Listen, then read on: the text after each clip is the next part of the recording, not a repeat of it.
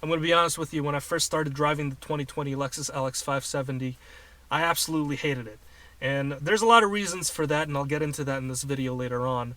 But the bottom line is that this is a vehicle that's way too expensive for a person like me, and it's also very expensive to operate. So that got me thinking, if this SUV is worth $100,000, then it better be able to do everything I ask of it. It should have all the features known to man, and if it doesn't, well, that's just utterly ridiculous. This is way overpriced.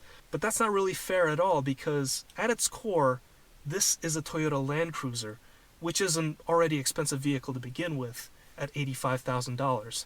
It's a super capable off-roader. It could seat 5 adults and 2 kids. And because this is the Lexus version, you know that this is much more nicely appointed on the inside. So if you are someone who's capable of buying a $100,000 SUV, someone who's actually going to take this beyond mall crawling and actually take the road less traveled, then this might be a $100,000 bargain. So let's start with what I like, because this may explain why this is worth $100,000. First of all, this is a rugged off-roader. This has a body-on-frame construction. This has a permanent 4-wheel drive system. This has great ground clearance. It even has an electro-hydraulic suspension system, so you could lower the entire car so you could get out more easily. And just like the Toyota 4Runner TRD Pro, this thing has crawl control. Think of it like cruise control while you're off-roading. You don't have to modulate the gas, so you can just focus on steering. There's also different off-road driving modes, so depending on the surfaces you encounter, you could adjust the center differential so you could get the best mobility. The LX570 also has a 5.7-liter naturally aspirated V8. There's not a lot of these V8 off-roaders anymore, and this one's making 383 horsepower and 403 pound-feet of torque. So you've got the big engine, really strong drivetrain. That means that you could tow up to 7,000 pounds in this vehicle. And I really have to emphasize the fact that just because this has a very simple naturally aspirated V8, it has that body on frame, you know that this is going to be a very tough vehicle that's going to last for a very long time. Just like any luxury vehicle, this is probably going to take a big depreciation hit in the first couple of years. But if you look at the used car values on Toyota Land Cruisers and also the Lexus LXs, you find that these vehicles hold their value really, really well for a very long time. The second thing I like about this SUV is that it has very luxurious living spaces. There's a lot of semi-aniline leather surfaces in here. Again, this seats 7 comfortably. And when I say comfortably, I mean super comfortably, because this thing has climate concierge, which means that it has 4 distinct climate zones that it can control. And it not only controls the heating and ventilation, it also controls the heated and ventilated seats and also the heated steering wheel. And since there's 3 rows in here, usually there's not a lot of luggage space available in the back, but I like the way the 3rd row folds up and to the sides, so it could give you a lot of cargo space like a traditional 2-row SUV. The third thing I like about this SUV is that it has a lot of modern day safety tech. It has the blind spot monitoring system, it has a rear cross traffic alert, it has the radar guided cruise control, it has the pedestrian collision detection system. It has a 360-degree camera. You know that this is a huge vehicle, so that 360-degree camera really helps when you're parking this thing. Even when you engage the backup camera, this also shows you the trajectory so you know where your wheels are headed. And in addition to that, you also have the parking assist, which will beep at you if there's something right behind you. And perhaps the best part, and no one really talks about this, given that this is a 6,000-pound car, there is evidence that the heavier the car is, the safer it is. So, knock on wood, if you do get into an accident, this is most likely the immovable object. And I also like all the other small touches in this SUV. For example, the sun visor, there's actually 2 of them, so you don't have to keep flipping back and forth between the single visor. The other thing is this cool box. So this is basically kind of like somewhat of a weak refrigerator, I guess, because you could turn this on and it'll use the system's air conditioner to cool whatever's in here. And lastly, this also has a folding tailgate, which means that you could sit on that just in case you feel like resting after you've conquered a mountain or something like that. Now let's discuss what I dislike about this SUV. The first one is the mileage.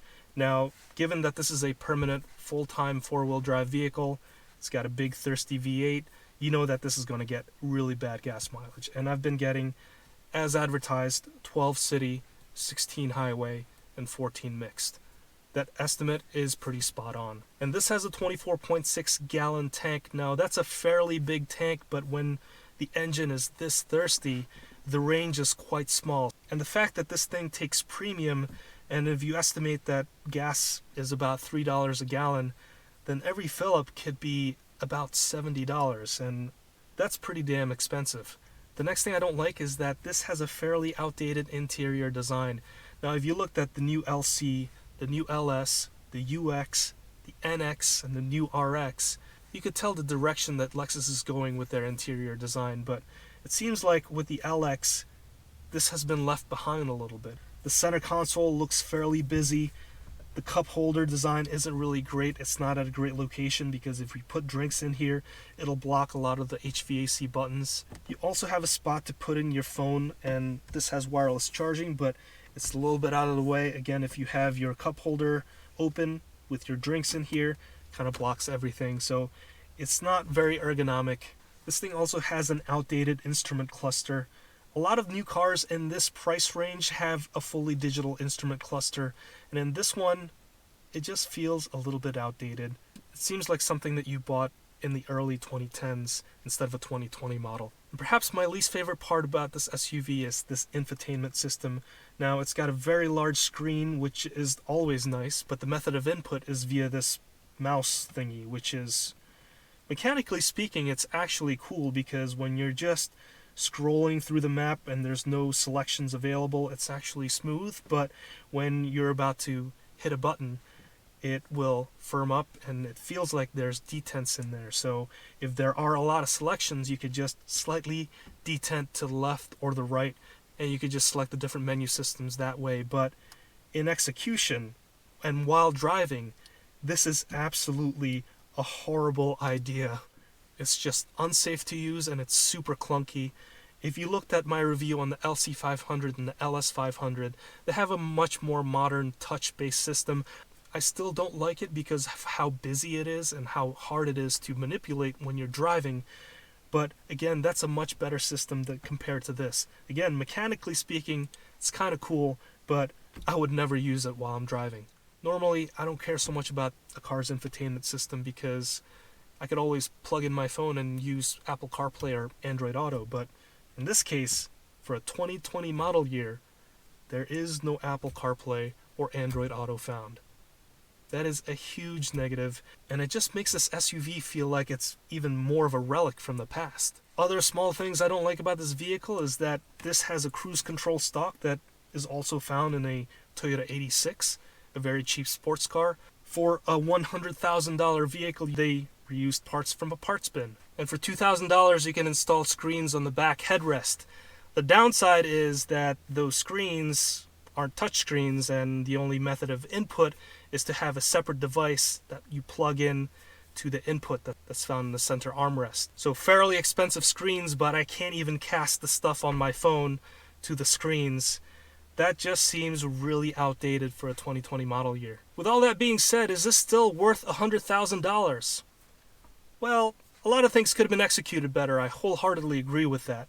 A lot of things like the infotainment system, the screens on the back headrest, a lot of those things are big misses because it feels like you're going to an electronics store and buying a 720p TV for 4K OLED prices. If you really look at this vehicle at its core, this is a Toyota Land Cruiser after all, and that already costs about $85,000 to begin with. And how does it ride? Well, it rides exactly like a Land Cruiser. It's soft, it's big, it's super comfortable when you're just driving on the road, and you can always take this off-roading. You could conquer all kinds of surfaces with a vehicle like this. And don't forget, this is a big car.